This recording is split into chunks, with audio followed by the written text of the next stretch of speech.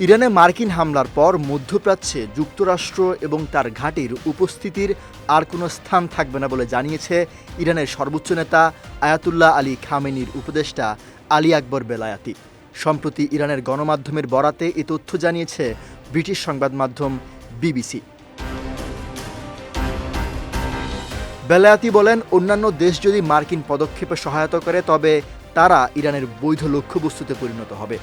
ইরানের Islamic Revolutionary Guard Corps IRGC মার্কিন হামলার পর এক বিবৃতিতে বলেছে, যেখান থেকে আগ্রাসন চালানো হয়েছে সেই স্থানটি চিহ্নিত করেছে তেহরান। বিশ্লেষকদের ধারণা, সেখানেও হামলা চালাতে পারে ইরান।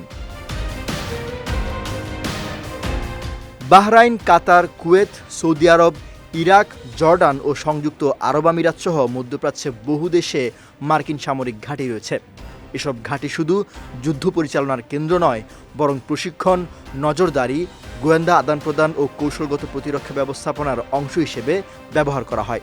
তবে এর মধ্যে কাতারের দোহা শহরের বাইরে মরুভূমিতে অবস্থিত মধ্যপ্রাচ্যের সবচেয়ে বড় মার্কিন ঘাঁটি, যেখানে প্রায় 10,000 সৈন্য অবস্থান করছে। ইরান এর আগে 2020 সালে এই অঞ্চলে একটি মার্কিন ঘাঁটিতে সরাসরি আক্রমণ করেছিল। ইরাকে অবস্থিত মার্কিন বিমান ঘাঁটিতে একটি ব্যালিস্টিক ক্ষেপণাস্ত্র হামলা চালায় তেহরান। প্রতিশোধ হিসেবে আইআরজিসির বহির্মুখী শাখা কুদস বাহিনীর কমান্ডার জেনারেল কাশেম সুলাইমানিকে হত্যা করে যুক্তরাষ্ট্র।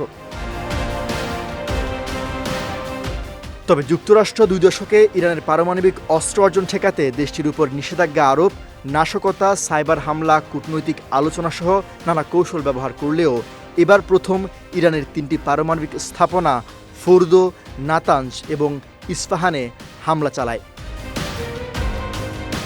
সৈয়দ নওশাদ, বিজয় টিভি, নিউজ ডেস্ক।